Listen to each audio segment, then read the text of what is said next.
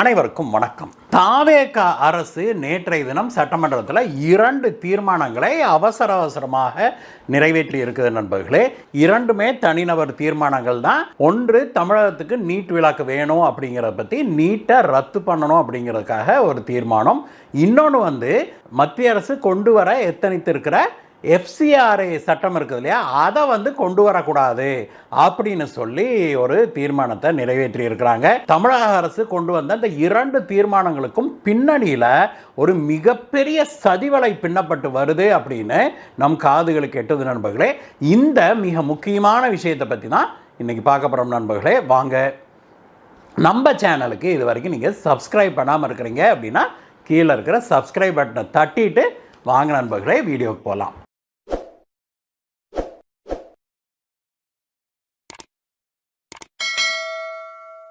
நேற்றைய தினம் தமிழக சட்டப்பேரவை கூடின உடனேயே சுகாதாரத்துறை அமைச்சராக இருக்கிற திரு அருண்ராஜ் அவர்கள் ஒரு தனி தீர்மானம் ஒன்று கொண்டு வந்தார். நீட் தேர்வை ரத்து செய்யணும் அப்படிங்கிறது தான் அந்த தீர்மானம். அந்த தீர்மானத்தை கொண்டு வந்து அவர் என்ன பேசினார் அப்படின்னாக்க, நீட் தேர்வு சமூக நீதி, சமத்துவம் மற்றும் மாநிலங்களின் உரிமைகளுக்கு எதிரானது. தமிழ் வழியில கல்வி பயிலும் மாணவர்கள், கிராமப்புற மற்றும் சமூக பொருளாதாரத்தில் பின்தங்கிய மாணவர்களின் மருத்துவ கல்வி வாய்ப்புகளை இந்த தேர்வு முறை பெரிதும் பாதிக்குது அப்படின்னு சொல்லி அவர் சொன்னார். மேலும் அவர் என்ன சொன்னார், ஒரு மாணவர் 12 ஆண்டுகள் பள்ளியில் கற்ற கல்வியை விட ஒரே நாளில் நடைபெறுகிற ஒரு தேர்வே அந்த மாணவருடைய எதிர்காலத்தை தீர்மானிக்க கூடாது. இது கல்வியின் உண்மையான நோக்கத்துக்கும் பள்ளி கல்வியின் மதிப்புக்கும் முரணானது அப்படின்னு சொல்லி அவர் சொல்லியிருக்கிறாரு. மேலும் அவர் என்ன சொன்னார் அந்த தீர்மானத்தில் அப்படின்னாக்க, நீட் தேர்வு நடைமுறையில் தனியார் பயிற்சி மையங்கள் தான் பெரிதும் பயன்பெறுகின்றன.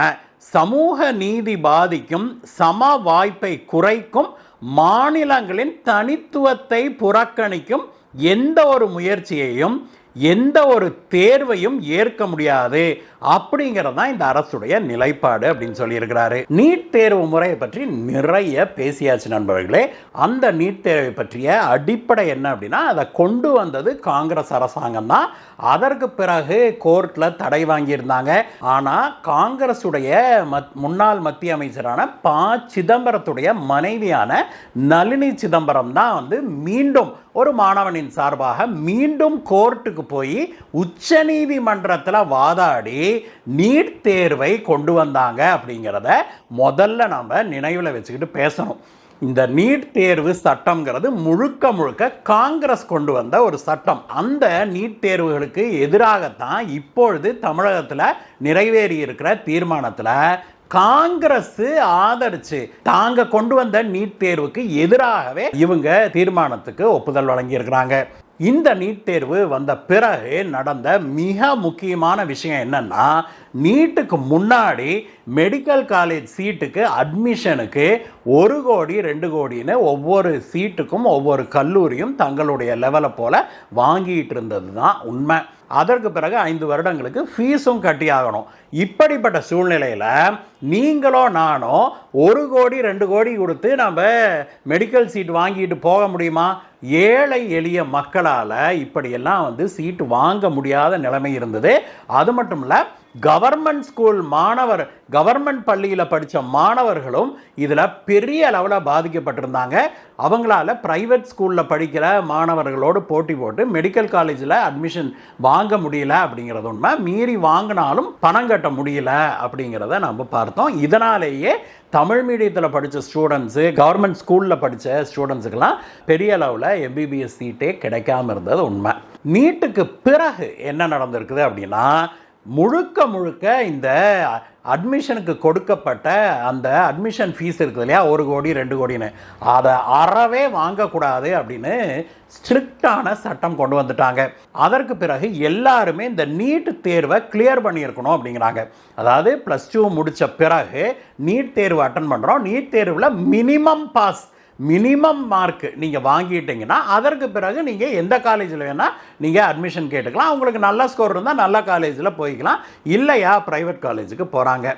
நீங்கள் இப்போது ப்ரைவேட் காலேஜஸில் மேனேஜ்மெண்ட் சீட்டில் சேர்றதுனாலும் நீட்டை கிளியர் பண்ணியிருக்கணும் அப்படிங்கிற ஒரு சட்டம் கொண்டு வந்துட்டாங்க. சட்டத்தை கொண்டு வந்தபோது ஒரு சில ஆண்டுகள் தமிழகத்துக்கு விளக்கம் கொடுத்துருந்தாங்க. அதற்கு பிறகு நளினி சிதம்பரம் எல்லாம் வந்து கேஸை போட்டு எல்லாம் கொண்டு வந்து அதற்கு பிறகு கடந்த பல ஆண்டுகளாக நீட் தேர்வு தமிழகத்திலையும் இம்ப்ளிமெண்ட் பண்ணப்படுது. இந்த நீட் தேர்வு கொண்டு வந்த பிறகு அப்பொழுது தமிழக முதல்வராக இருந்த திரு எடப்பாடி பழனிசாமி அவர்கள் கவர்மெண்ட் ஸ்கூல்ல படிச்ச மாணவர்களுக்குன்னு 7.5% இடஒதுக்கீடை கொடுத்தாரு. அதனால இப்பொழுது ஒவ்வொரு ஆண்டும் ஆயிரக்கணக்கான மாணவர்கள் மெடிக்கல் காலேஜில் சேர முடியுது அப்படிங்கிறது உண்மை. இவங்களுக்கு கவர்மெண்ட் கோட்டாவில் போகும்போது ஃபீஸும் மிக மிக குறைவு. ஏன்னா அது கவர்மெண்ட் கோட்டா அப்படிங்கிறதுனால. இதே நீங்கள் வந்து ப்ரைவேட் ஸ்டூடெண்ட்டாக போய் இந்த மெடிக்கல் காலேஜில் சேர்ந்துருந்தீங்கன்னா வருஷம் 15 லட்சம் 20 லட்சம் 25 லட்சம்னு ஃபீஸே வந்துடும்.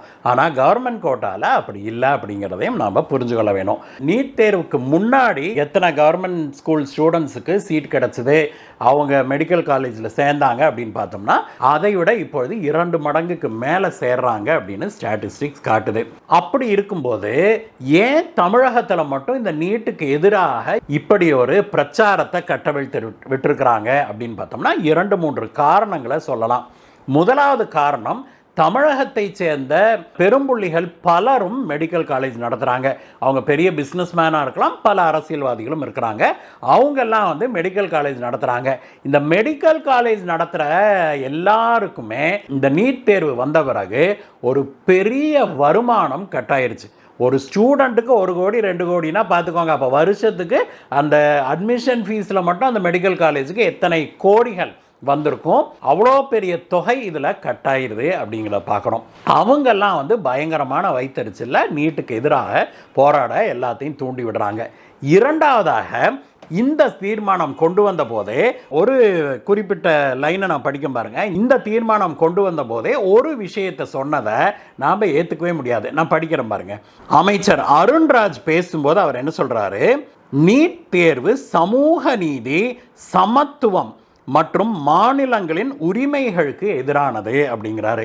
இந்த வரியை யாருமே ஏற்றுக்கவே முடியாது. ஏன்னா நீட் கொண்டு வந்தது சமூக நீதியை கொண்டு வந்திருக்குது அப்படின்னு தான் நம்ம சொல்லணும். நீட்டு தேர்வுக்கு முன்னாடி பார்த்தீங்கன்னா இந்த மைனாரிட்டியோடைய மெடிக்கல் காலேஜஸ் இருக்குது இல்லையா, அதாவது சிறுபான்மையினர் நடத்துகிற மெடிக்கல் காலேஜில் முழுக்க அட்மிஷனை அவங்களே போட்டுக்கலாம், வெளியாட்களுக்கு கொடுக்கவே வேண்டியதில்லை. ஆனால் நீட் தேர்வு வந்த பிறகு எல்லா மெடிக்கல் காலேஜும் இந்த மாதிரி கவர்மெண்ட்டுடைய கோட்டாவுக்கு வந்தே ஆகணும். அதற்கு பிறகு எல்லாருக்கும் எல்லா காலேஜ்லேயும் அட்மிஷன் கிடைக்குது அப்படிங்கிறதான் உண்மை. அப்போது நான் இந்த சமூகத்தை சேர்ந்தவன், நான் இந்த மதத்தை சேர்ந்தவன், நான் நடத்துகிற மெடிக்கல் காலேஜில் வேறு யாருக்குமே நான் அட்மிஷன் கொடுக்க மாட்டேன் அப்படின்லாம் இப்போ சொல்ல முடியல அப்படிங்கிறத பார்க்குறோம். இதனாலேயே சிறுபான்மையினரில் வசதியானவர்கள் இந்த மாதிரி கல்லூரியெல்லாம் வச்சிருக்கிற சிறுபான்மையின முதலாளிகள் இதை எதிர்க்கிறாங்க அப்படிங்கிறத நம்ம புரிஞ்சுக்கொள்ள முடியுது. அதே போல் இதில் மாநில உரிமைகளை கை வைக்கிறாங்க அப்படின்னு ஒரு வார்த்தையை சேர்த்து இருக்கிறாங்க. அது எப்படி மாநில உரிமைகளை பிடிச்சது மத்திய அரசு அப்படிங்கிறத தெளிவாக அவங்க சொல்லலை. இதில் மாநில உரிமைகளை யாரும் எடுக்கலை அப்படிங்கிறத நம்ம புரிஞ்சுக்கொள்ளணும். மெடிக்கல் காலேஜில் நேஷ்னல் கோட்டாவை கொண்டு வந்த பிறகு அதுக்கு ஈக்குவலாக அடிஷ்னல் நம்பர் ஆஃப் சீட்ஸை உருவாக்குனாங்க ஒவ்வொரு மெடிக்கல் காலேஜ்லேயும்.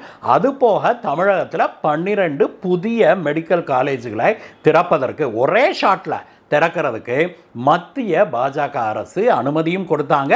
அந்த காலேஜஸ் எல்லாமே திரு எடப்பாடி அவர்களுடைய ஆட்சியிலேயே திறந்தும் வைக்கப்பட்டது. அதனால் ஆயிரக்கணக்கான சீட்டு கூடுதலாக இருக்குது தமிழகத்துக்கு அப்படிங்கிறத நாம் பார்க்க முடியுது. இதில் எங்கே மாநில உரிமை வந்தது? எஜுகேஷன் வந்து கன்கரண்ட் லிஸ்ட்டில் தான் இருக்குது. இதே திமுக ஆட்சியில் இருந்த ஒரு காலகட்டத்தில் தான் முழுக்க மாநில பட்டியலில் இருந்த கல்வித்துறையை கன்கரண்ட் லிஸ்ட்டுக்கு கொண்டுட்டு போனாங்க. அதாவது ஸ்டேட் கவர்மெண்ட், சென்ட்ரல் கவர்மெண்ட் 2 பேருமே இதற்கு சட்டம் இயற்றலாம், 2 பேருமே காலேஜஸ்க்கு அனுமதி கொடுக்கலாம் அப்படிங்கிற ஒரு நிலையை உருவாக்குனது அந்த காலகட்டத்தில் கன்கரண்ட் லிஸ்ட்டுக்கு கொண்டுட்டு போனதுனால தான். இப்போ கன்கரண்ட் லிஸ்ட்டில் இருக்கிற ஒரு விஷயத்தை இம்ப்ளிமெண்ட் பண்ணுறதுக்காக மத்திய அரசை இவங்க சாடுறதுல என்ன நியாயம் இருக்குது அப்படிங்கிறது தெரியல. முதலாவதாக இதை கொண்டு வந்தது காங்கிரஸ் ஆட்சி தான். அதனால் கேட்குறதுனா கேள்வியை காங்கிரஸை பார்த்து தான் நம்ம கேட்கணும். இரண்டாவதாக அப்பொழுது காங்கிரஸ் கொண்டு வந்த பிறகு இதுக்கு தடை நீடிச்சது கோர்ட்ல. அந்த தடையை கேஸ் போட்டு அந்த தடைக்கு விலக்கு வாங்கினது யாரு, இந்த நீட்டை இம்ப்ளிமெண்ட் பண்ணது யாருன்னு பார்த்தா சிதம்பரத்துடைய மனைவியான திரு நளினி சிதம்பரம் அவர்கள். அவங்க எல்லாம் அது காங்கிரஸ் பாரம்பரியம், காங்கிரஸ் குடும்பம். மொத்தத்தில் செஞ்சதெல்லாமே காங்கிரஸ். ஆனால் இப்பொழுது மத்தியில் காங்கிரஸ் ஆட்சியில் இல்லை அப்படிங்கிறதுக்காக இப்படி ஒரு நாடகத்தை இவங்க ஆடுறாங்களோ அப்படிங்கிறதா நம்மளுடைய எண்ணமாக இருக்குது. இந்த தீர்மானத்தை ஏகமனதாக எல்லா கட்சிகளும் சேர்ந்து நிறைவேற்றி தரணும் அப்படின்னு அமைச்சர் அருண்ராஜ் கேட்டுக்கொண்டாலும் கூட இந்த தீர்மானத்தை பாஜக மட்டுமே எதிர்த்து நின்றது அப்படிங்கிறத பார்க்குறோம்.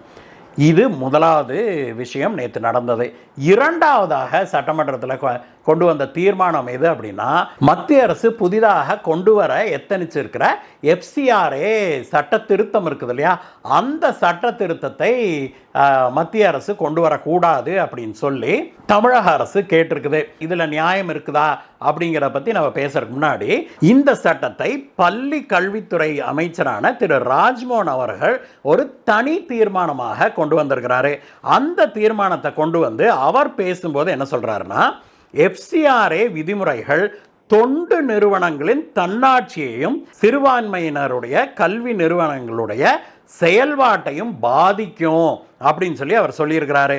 மேலும் அவர் என்ன சொல்றாருன்னா, இந்த சட்டத்தால சிறுபான்மையினர் பாதிக்கப்படுவாங்க, இந்த மசோதாவை மத்திய அரசு திரும்ப பெற வேணும் அப்படின்னு சொல்லி அவர் கொண்டு வந்திருக்கிறாரு. இந்த FCRA சட்டத்தை யார் முதல்ல கொண்டு வந்தாங்க அப்படின்னு பார்த்தோம்னா, இந்திரா காந்தி அம்மையார் பிரதமராக இருந்தபோது அவர் கொண்டு வந்தது தான் இந்த FCRA சட்டம். அந்த சட்டம் வந்து இப்போ வெளிநாட்டிலிருந்து யாருக்கெல்லாம் ஃபாரின் ஃபண்ட்ஸ் வருதோ அந்த ஃபண்ட்ஸை வந்து நீங்கள் முறைப்படி வாங்கணும், முறைப்படி செலவு பண்ணணும் அப்படின்னு சொல்லுது இந்த சட்டம். இந்த சட்டத்தை இப்பொழுது ஒரு திருத்தம் கொண்டு வராங்க. அந்த சட்ட திருத்தம் என்ன சொல்லுதுன்னா, நீங்கள் ஃபண்டு வாங்குறீங்க இல்லையா, அதற்கு ப்ராப்பராக நீங்கள் வந்து கணக்கு காட்டணும். ஒன்று. இரண்டாவது, நீங்கள் வந்து இப்போ ஒரு ஸ்கூல் நடத்த போகிறேன், ஒரு பொது சேவை செய்ய போகிறேன், ஒரு சமூக சேவை செய்ய போகிறேன் அப்படின்னு சொல்லி நீங்கள் ஃபண்ட்ஸ் வாங்கியிருந்தீங்கன்னா நீங்கள் அதுக்கு தான் செலவு பண்ணணும். நீங்கள் ஃபாரின்ல இருந்து நான் கண் ஆப்ரேஷன் பண்ணுறதுக்கு வாங்குகிறேன், நான் ஸ்கூல் நடத்துறதுக்கு வாங்குறேன்னு ஃபண்டை வாங்கிட்டு அந்த ஃபண்டை வச்சுக்கிட்டு நீங்கள் ஆடி காரு BMW காருன்னு வாங்கிக்கிட்டு நீங்கள் பங்களா மேலே பங்களா கட்டிக்கிட்டு வாழக்கூடாது. அப்படி நீங்கள் ஃபண்ட்ஸை தவறாக பயன்படுத்தக்கூடாது அப்படின்னு சொல்லி இந்த சட்ட திருத்தத்தில் சொல்கிறாங்க. இதில் என்ன தப்பு இருக்குது அப்படின்னு தானே நீங்கள் கேட்குறீங்க. எனக்கும் அதே கேள்விதான் நண்பர்களே.